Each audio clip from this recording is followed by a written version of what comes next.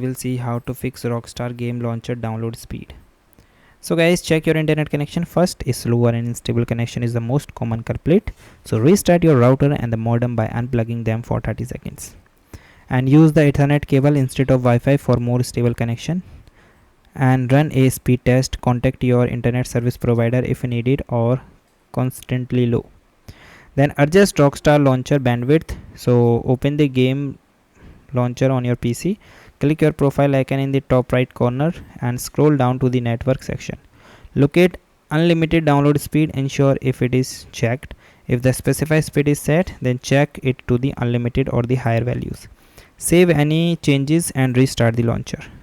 Disable VPN proxy and the security software. Temporarily disable any active VPN or the proxy software. Access your STEM wall updating.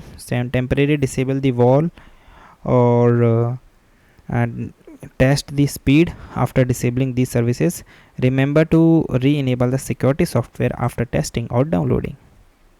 Then clear Rockstar launch cache.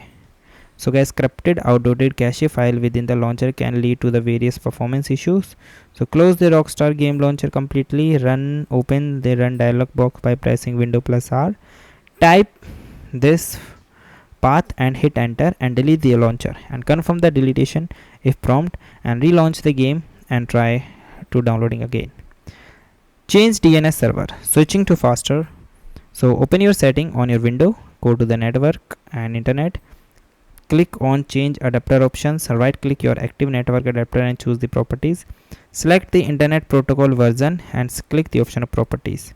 Choose the following DNS server address and enter 8.8.1 and preferred DNS 8.4.4 as the alternate DNS called Google DNS. Click the OK and save changes and restart your PC. So guys, thank you and have a nice day, and guys, subscribe our YouTube channel for the further informations.